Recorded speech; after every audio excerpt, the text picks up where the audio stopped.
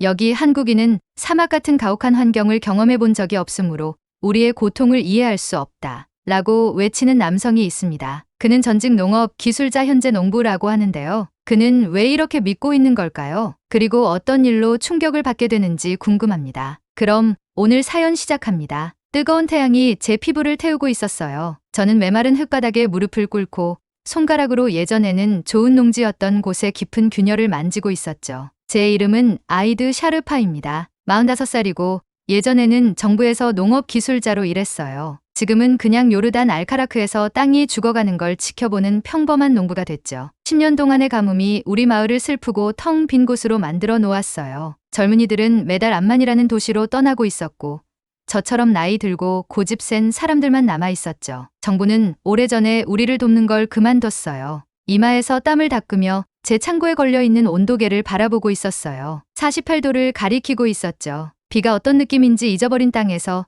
또 하나에 타는 듯한 하루가 시작되고 있었어요. 저는 천천히 일어섰어요. 튼튼한 몸이지만 생명을 거부하는 땅에서 무언가를 키우려고 몇 시간 동안 애쓰다 보니 지쳐 있었죠. 물은 생명이다라고 아버지는 항상 말씀하셨어요. 지금은 작물을 키우는 건 고사하고 마실 물도 겨우 충분한 상태였죠. 우물에서는 우리 가족이 하루 더 살아남을 만큼의 물만 나오고 있었어요. 한때 우리 발밑에서 자유롭게 흐르던 지하수는 거의 사라져 있었습니다. 저는 작은 흙벽돌 집으로 걸어가고 있었어요. 안에 파리다는 안에서 우리가 아껴둔 적은 양의 물로 요리를 하려고 애쓰고 있었죠. 아들 말리크는 테이블에 앉아 암만의 도시 생활에 관한 책을 읽고 있었어요. 그가 무슨 생각을 하고 있는지 알고 있었죠. 다음 달 결혼식 후에 떠나고 싶어 했어요. 그를 탓할 수는 없었지만 마음이 아프더군요. 오늘은 운이 좋았어. 파리다가 물었어요. 그녀의 목소리에는 어떻게든 희망이 살아있었죠. 저는 고개를 저었어요. 흙이 돌처럼 되어 있어.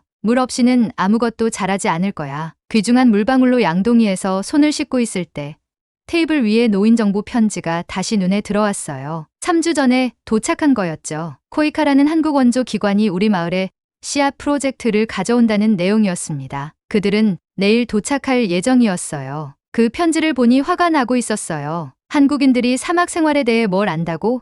지구 반대편에 있는 나라. 사람들이 우리의 고난을 어떻게 이해할 수 있을까?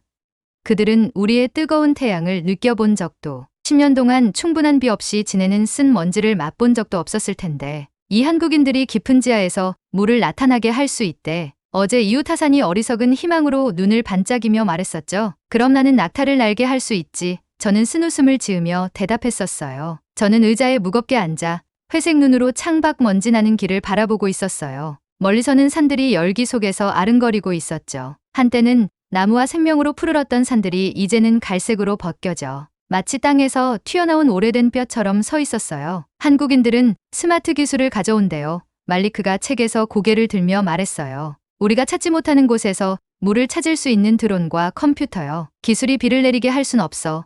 의도한 것보다 더 날카롭게 대꾸했어요. 우리 조상들은 태블릿이나 드론 없이도 이 사막에서 대대로 살아남았어. 하지만 말하면서도 의심이 제 마음속으로 기어들어오고 있었어요. 조상들은 이렇게 긴 가뭄을 겪어본 적이 없었죠. 기후가 변하고 있었고 옛 방식들은 우리를 실망시키고 있었어요. 그날 밤 잠을 이룰 수 없었어요. 저는 밖으로 나가 시원한 사막의 밤을 맞이했죠. 별들이 하늘을 가득 채우며 우리의 죽어가는 마을 위로 밝고 아름답게 빛나고 있었어요. 달빛 속에서 버려진 집들의 윤곽이 보였어요. 우리 마을의 절반은 이미 떠나버렸죠. 내일 이 낯선 사람들이 반짝이는 기계와 큰 약속을 가지고 도착할 거예요. 한편으로는 그들이 도울 수 있다고 믿고 싶었지만 수십 년의 실망이 제 마음을 메마른 밭에 갈라진 흙처럼 단단하게 만들어 놓았어요. 그들에게 뭐라고 말할 거예요?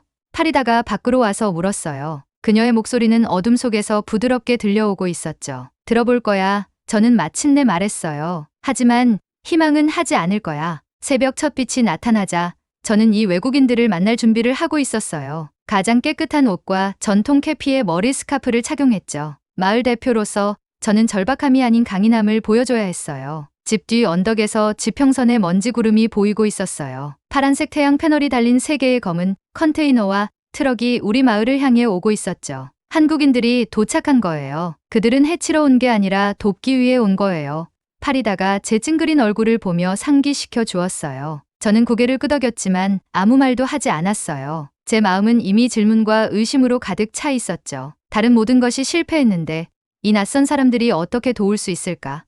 그들은 우리에게서 무엇을 원하는 걸까? 아무리 첨단 기술이라도 우리의 죽어가는 땅의 생명을 다시 가져올 수 있을까? 저는 등을 펴고 마을 중심으로 걸어 내려갔어요. 다음에 일어날 일이 우리를 변화시킬 거예요. 단지 그것이 좋은 쪽일지 나쁜 쪽일지는 알 수 없었죠. 먼지가 그들의 차량 주위에 가라앉으면서 그들이 멈췄어요. 한국인 남자가 먼저 내렸어요. 그는 친절한 눈과 풍파에 시달린 얼굴을 가지고 있었죠. 이 사람이 소리시 마일락, 그들의 팀 리더임이 틀림없었어요. 그 뒤로 빠른 움직임을 가진 젊은 여성이 나왔어요. 드론 전문가인 미나 슈라였죠. 그리고 태블릿을 손에 든 남자가 보였어요. 모든 것을 측정하는 듯한 계산적인 눈을 가진 알킴이었습니다. 알카라크에 오신 것을 환영합니다. 저는 공식적으로 가슴 위에 팔을 교차하며 말했어요. 우리의 실패를 보기 위해 먼 길을 오셨군요. 한국인 남자는 미소 지으며 손을 내밀었어요. 우리는 희망의 씨앗을 심으러 왔습니다.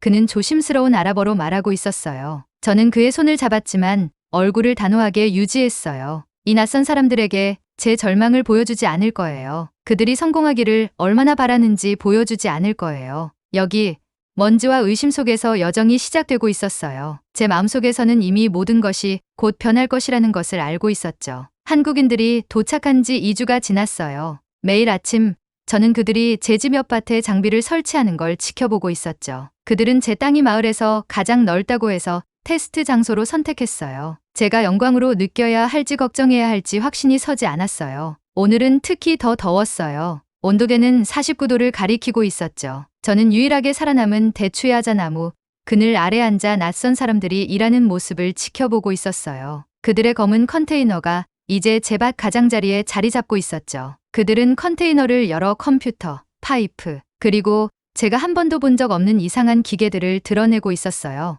데이터 분석가인 알킴은 항상 태블릿을 보고 있었어요. 한국 팀과 함께 일하는 요르단 기술자 라미 칼리드에게 뭔가를 보여주면서 그의 손가락이 화면 위를 빠르게 움직이고 있었죠. 라미는 고개를 끄덕이며 제 밭의 여러 부분을 가리키고 있었어요. 저는 일어나서 더 가까이 걸어갔어요. 그들이 제 땅에 무엇을 하고 있는지 이해하고 싶었거든요. 안녕하세요, 샤르파 씨. 알킴이 조심스러운 아랍어로 말했어요. 스마트 관계 시스템이 어떻게 작동하는지 보고 싶으세요? 저는 호기심을 숨기려고 노력하며 고개를 끄덕였어요. 알킴이 태블릿을 보여줬어요. 화면에는 제 이해할 수 없는 색깔 점들로 표시된 제 밭의 지도가 보이고 있었죠. 이 파란색 영역은 지하수가 있을 수 있는 곳을 보여줍니다.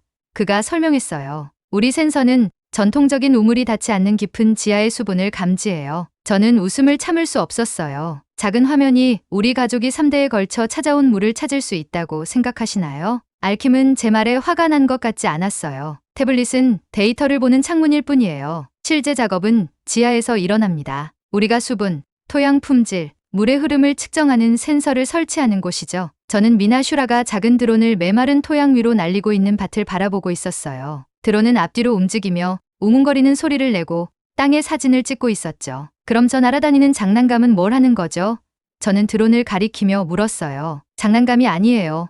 미나가 제 질문을 듣고 외쳤어요. 이 드론은 사람 눈으로는 볼 수 없는 것들을 볼 수 있는 특별한 카메라가 있어요. 최대 효율을 위해 태양광 물펌프를 어디에 설치할지 보여주죠. 효율성이나 데이터 같은 단어들은 저에게 별 의미가 없었어요. 저는 평생 이 사막에서 살아왔고 사막의 기분과 비밀을 알고 있었죠. 적어도 그렇게 생각했었어요. 아버지 시절에는 우리가 손으로 우물을 파서 물을 찾았어요. 저는 말했어요. 태블릿이나 날아다니는 기계는 필요 없었죠. 기후가 변하고 있어요. 제 뒤에서 부드러운 목소리가 들렸어요. 돌아보니 토양을 시험하느라 손이 더러워진 나이든 한국인 농업 전문가 박신이 서 있었어요. 물은 이제 예전보다 더 깊고 양도 적어요. 우리는 매 방울을 사용하는 방법에 대해 더 똑똑해져야 해요. 저는 반박하고 싶었지만 속으로는 그가 맞다는 걸 알고 있었어요. 제 우물도 이제 더 자주 말라버리고 있었죠. 작년에는 가장 더운 달에 하루에 겨우 4시간만 물이 있었어요. 하루가 지나면서 저는 그들이 제 밭 전체에 얇은 검은 파이프를 설치하는 걸 지켜보고 있었어요. 이것들은 점적관계 호스라고 설명해 주었죠. 증발로 물방울을 낭비하지 않고 식물 뿌리에 직접 물을 전달할 거라고요. 전통적인 범람식 관계는 물의 거의 80%를 낭비해요. 소리시 마일락이 우리가 파이프를 검사하면서 말했어요. 이 시스템으로는 거의 모든 물방울이 식물에 도달합니다. 저는 아버지가 밭에 물을 대던 방식이 생각났어요. 물이 작은 호수처럼 땅 전체로 퍼지고 있었죠. 그때는 충분해 보였는데 지금은 얼마나 많은 물을 낭비했는지 궁금했어요. 저녁이 되자 그들은 파이프를 버튼과 작은 불빛으로 덮인 중앙 제어 상자에 연결했어요. 근처의 태양 전지판이 마지막 햇빛을 모으고 있었죠. 내일 우리는 펌프를 테스트할 거예요. 소리 씨가 말했어요. 모든 것이 잘 되면 3일 안에 물을 볼 수 있을 겁니다. 그날 밤 저녁 식사 때 제 아들 말리크는 한국 기술에 대해 많은 질문을 하고 있었어요. 그의 눈은 수년 동안 보지 못했던 흥분으로 빛나고 있었죠. 스마트 시스템이 보통 시간의 절반 만에 채소를 키울 수 있대요. 그가 어머니에게 말했어요. 그리고 그들이 우리에게 모든 것을 직접 작동하는 방법을 가르쳐 줄 거래요. 들은 모든 약속을 믿지 마. 저는 그에게 경고했어요. 실제로 자라는 식물을 볼 때까지 기다려봐. 하지만 이런 의심스러운 말을 하면서도 작은 희망의 씨앗이 제 안에서 자라기 시작하고 있었어요. 그들이 정말 우리 마을에 물을 되돌릴 수 있다면 어떨까요? 제 아들이 도시로 떠나는 대신 여기서 미래를 건설할 수 있다면 어떨까요? 다음 날 아침 저는 평소보다 일찍 일어났어요. 창문에서 보니 소리 씨와 미나가 이미 밭에서 일하고 있었고 해가 뜨면서 장비를 조정하고 있었죠. 저는 빨리 옷을 입고 그들에게 합류했어요. 제가 도울 수 있을까요? 저는 스스로도 놀라운 제안을 했어요. 소리 씨가 미소 지었어요. 이 센서들을 다양한 깊이로 묻어야 해요. 당신의 토양 지식이 매우 가치 있을 거예요. 처음으로 저는 한국인들과 함께 일했어요. 저는 그들에게 토양이 모래에서 점토처럼 변하는 곳, 수년 전에 말라버린 옛개울이 흐르던 곳을 보여주었죠. 그들은 주의 깊게 듣고 태블릿에 이런 장소들을 표시하고 있었어요. 정오쯤 20명의 마을 사람들이 구경하러 모여들었어요. 그 중에는 작은 땅에서 새아이를 먹여 살리는데 어려움을 겪고 있는 전쟁 미망인 티아라도 있었어요. 그녀의 눈은 절박한 희망으로 한국팀의 모든 움직임을 따라가고 있었죠. 정말 효과가 있을까요? 그녀가 조용히 물었어요. 모르겠어요. 저는 정직하게 대답했어요. 하지만 시도해볼 가치는 있을 거예요. 해가 지기 시작하자 알킴이 우리를 중앙 제어 상자 주위로 모았어요. 그가 몇 개의 버튼을 누르자 시스템이 부드러운 우문거리는 소리와 함께 작동하기 시작했어요. 디스플레이에 불빛이 깜빡이고 있었죠. 펌프가 물을 찾고 있어요. 그가 설명했어요. 깊은 수원에 도달하는데 시간이 걸릴 수 있어요. 우리 모두 침묵 속에 서서 기계가 작동하는 걸 지켜보고 있었어요. 즉시 아무 일도 일어나지 않았지만 아무도 떠나지 않았어요. 우리 모두 숨을 멈추고 기적을 기다리고 있었죠. 이 순간 그들의 이상한 기술을 가진 이 낯선 사람들 옆에 서서 저는 우리가 얼마나 절박해졌는지 깨달았어요. 이것이 얼마나 효과가 있기를 바라는지. 제 자존심과 회의로는 이제 우리 마을의 미래보다 덜 중요해 보였어요. 이제 가자. 저는 마침내 모두에게 말했어요. 내일 다시 확인해보자. 물은 10년 동안 우리를 기다렸어. 우리도 물을 위해 하룻밤 더 기다릴 수 있어. 마을 사람들이 천천히 흩어지는 동안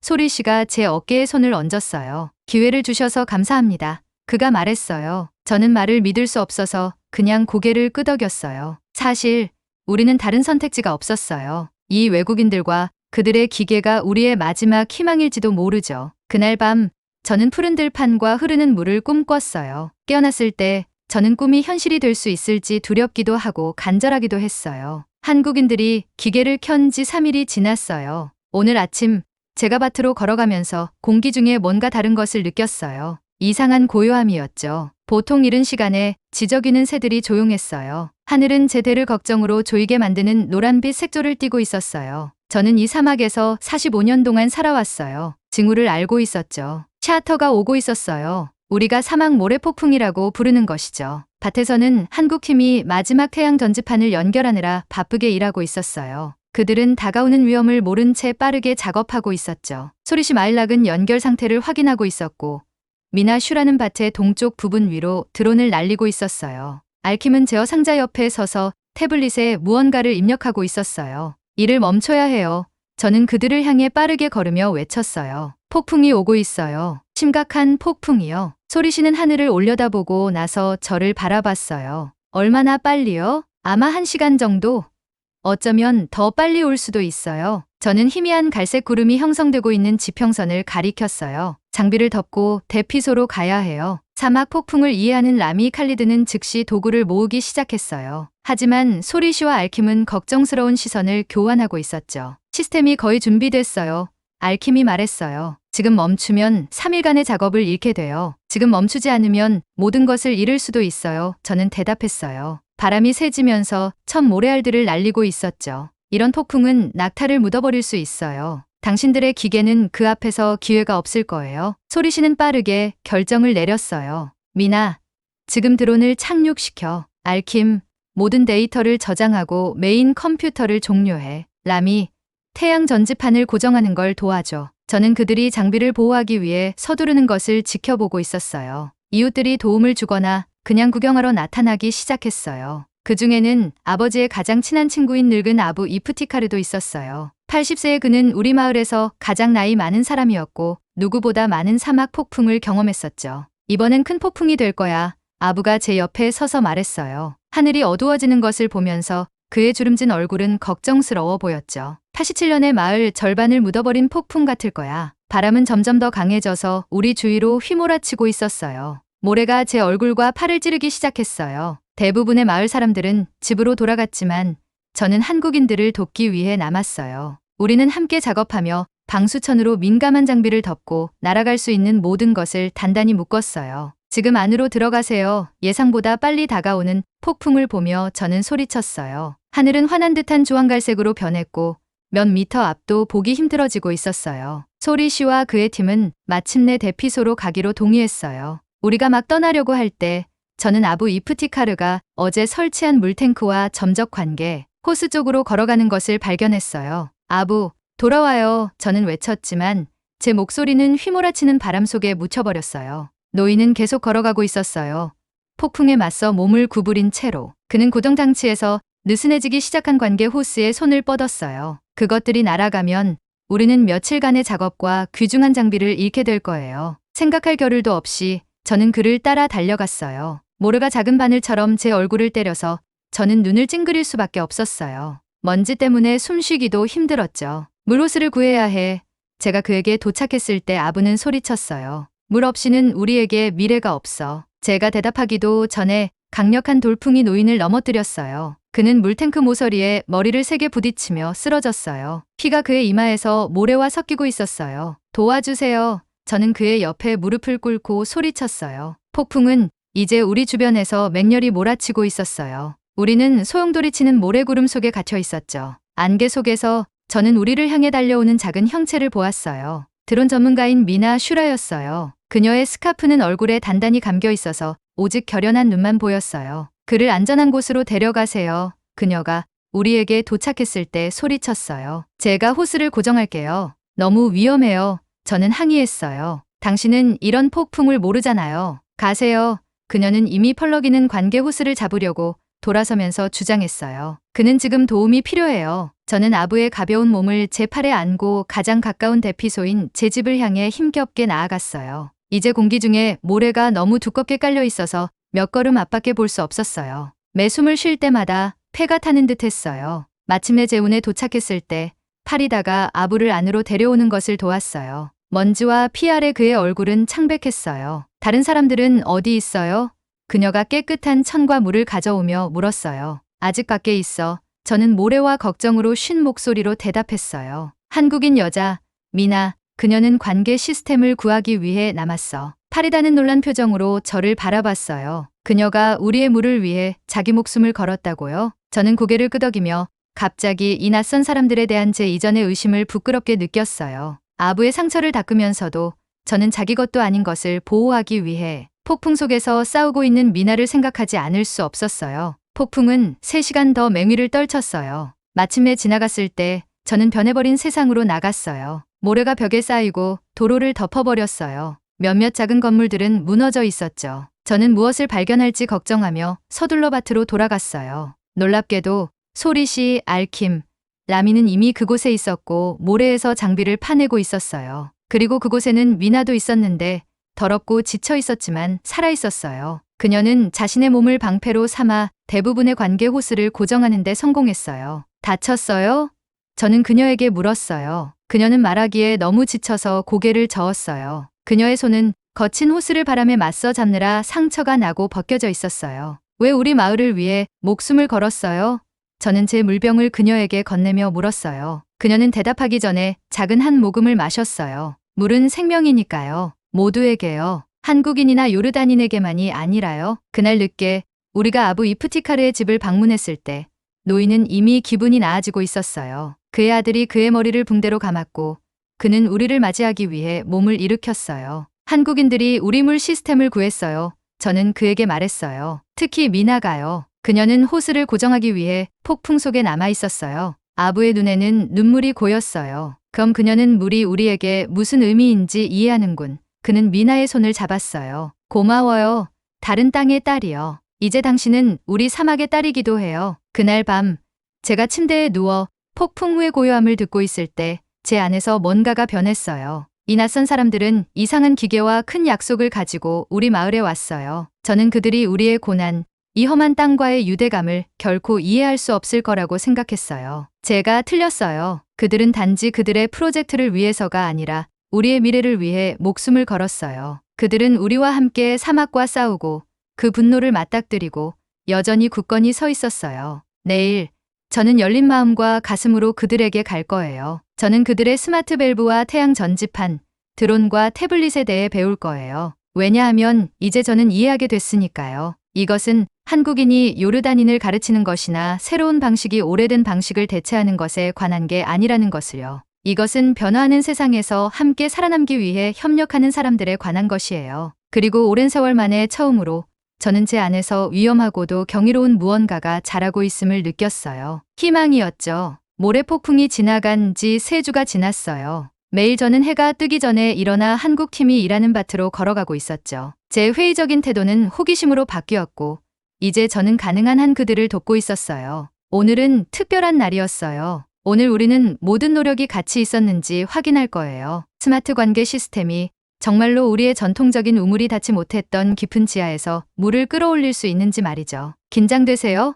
우리가 함께 밭을 가로질러 걸으면서 소리 씨가 물었어요. 아침 햇살이 이제 막 공기를 따뜻하게 하기 시작하고 있었죠. 네, 저는 인정했어요. 우리 가족은 3대에 걸쳐 이 땅을 경작해왔어요. 만약 이것이 실패한다면 실패하지 않을 거예요. 그는 조용한 자신감으로 말했어요. 센서는 우리 아래 40m의 물이 있다는 걸 보여줘요. 마을 전체에 충분하고도 남을 양이죠. 알키미 제어 센터에서 우리를 기다리고 있었어요. 그의 태블릿은 제가 천천히 이해하기 시작한 지하수의 다채로운 지도를 보여주고 있었죠. 모든 시스템이 준비됐습니다. 그가 말했어요. 펌프를 가동할 수 있어요. 저는 주위를 둘러봤어요. 마을 사람들이 지켜보기 위해 모여들었어요. 폭풍으로 머리에 붕대를 감은 아부 이프티카르, 새 아이와 함께 선 티아라, 제 아들 말리크와 그의 약혼녀도 왔어요. 한국의 기적 기계를 비웃었던 사람들도 이제 조용한 희망 속에 기다리고 있었죠. 시작합시다. 저는 기대감에 입이 갑자기 마르며 말했어요. 알키미 화면에 명령을 입력했어요. 태양 전지판이 햇살을 따라 회전했고 제어판은 작은 초록색과 파란색 점들로 밝아졌어요. 지하 펌프가 작동하면서 부드러운 웅웅거리는 소리가 들렸죠. 처음에는 아무 일도 일어나지 않았어요. 우리 모두는 밭 가운데를 가로지르는 메인 점적 라인을 응시하고 있었어요. 그것은 여전히 말라 있었죠. 몇 분이 지났어요. 마을 사람들이 불편하게 움직이기 시작했고 속삭임과 의심스러운 시선이 오갔어요. 시간이 걸려요. 미나가 설명했어요. 물이 깊은 지하에서 필터를 통과해 표면에 도달하기까지 시간이 필요해요. 저는 그녀를 믿으려고 했지만 오래된 의심이 다시 스며들기 시작했어요. 물이 없다면? 센서가 잘못됐다면? 보세요. 한 아이가 메인 라인을 가리키며 소리쳤어요. 처음에는 아무것도 보이지 않았어요. 그런 다음 작은 빛의 반짝임이 제 눈에 들어왔어요. 관 끝에 물방울 하나가 나타났어요. 그것은 메마른 땅에 떨어지기 전에 귀중한 보석처럼 햇빛을 받아 잠시 동안 매달려 있었어요. 그리고 또 다른 물방울이 나타났어요. 그리고 또 다른 물방울이요. 저는 무릎을 꿇고 라인 아래에 손을 뒀어요. 몇 년 동안 본 것 중 가장 깨끗한 물이 제 손바닥에 고이고 있었어요. 기적이 펼쳐지는 것을 보며 제 손이 떨리고 있었죠. 이것은 그냥 물이 아니에요. 저는 감정의 목소리가 갈라지며 속삭였어요. 이것은 우리 마을의 숨결이에요. 군중 속에서 환호성이 올라왔어요. 여성들은 기쁨의 울루루 소리를 내고 남성들은 박수를 치며 서로를 껴안았어요. 나이든 마을 사람들은 공개적으로 울고 있었어요. 스마트 밸브가 작동하고 있어요. 알킴이 태블릿을 보여주며 설명했어요. 씨앗이 심어질 곳으로 직접 물을 공급하는 걸 보세요. 낭비도 없고 증발도 없어요. 저는 더 많은 라인이 밭 전체에 흐르기 시작하는 것을 지켜보고 있었어요. 물은 우리가 정해놓은 경로를 따라 움직이고 있었어요. 이 시스템은 정확했어요. 모든 물방울이 정확히 필요한 곳으로 가고 있었죠. 전통적인 관계에서는 물의 80% 이상이 손실돼요. 박신이 말했어요. 이 시스템으로는 거의 모든 물이 식물에 도달해요. 저는 이것이 무엇을 의미하는지 상상해 봤어요. 우리가 예전에 밭에 붓던 물 한 양동이마다 오직 5분의 1만이 실제로 작물을 도왔던 거예요. 나머지는 증발하거나 스며들었죠. 우리가 충분한 식량을 재배할 수 없었던 이유가 당연했어요. 언제 심을 수 있을까요? 저는 열정적으로 물었어요. 내일, 소리 씨가 미소 지으며 말했어요. 온실 컨테이너에 묘목을 준비했어요. 상추, 토마토, 오이, 가지. 모두 최소한의 물로 빨리 자라도록 선택된 것들이에요. 그날 오후 우리는 마을 중심에 모였어요. 한국인들은 전체 시스템이 어떻게 작동하는지 설명했어요. 그들은 스마트 밸브가 필요할 때만 식물에 물을 공급하는 방법을 보여줬어요. 가장 중요하게 그들은 우리가 스스로 모든 것을 유지하는 방법을 가르쳤어요. 라미 칼리드는 기술적인 용어를 우리가 이해할 수 있는 단어로 번역했죠. 우리가 떠나도 여러분은 혼자가 아닐 거예요. 소리 씨가 약속했어요. 20명의 마을 사람들이 시스템 운영 훈련을 받게 될 거예요. 그날 밤 우리 가족은 새로운 희망으로 저녁 식사를 했어요. 말리크는 마을에 남는 것에 대해 흥분해서 이야기하고 있었어요. 한국인들은 같은 양의 물로 3배 더 많은 식량을 재배할 수 있다고 해요. 그가 말했어요. 3개월 대신 40일 만에 수확할 수 있대요. 그게 사실이야?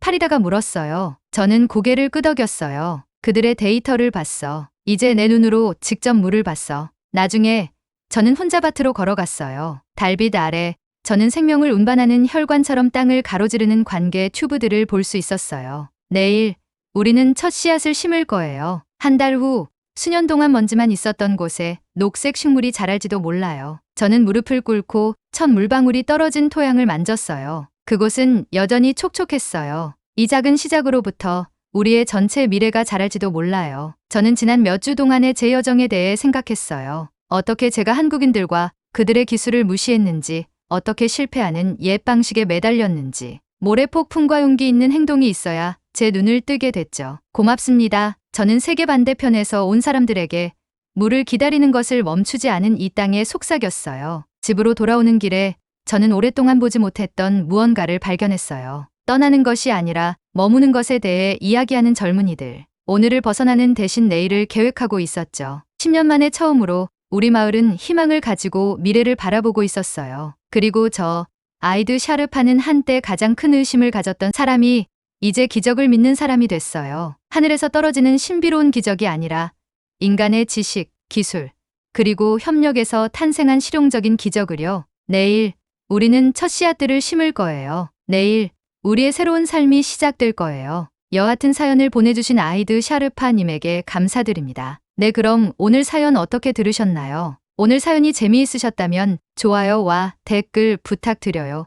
지금까지 저는 사연 읽어드리는 감동사연의 외 위연이었습니다. 끝까지 시청해주신 모든 분들 고맙습니다. 더 좋은 영상으로 다시 찾아뵐게요. 감사합니다.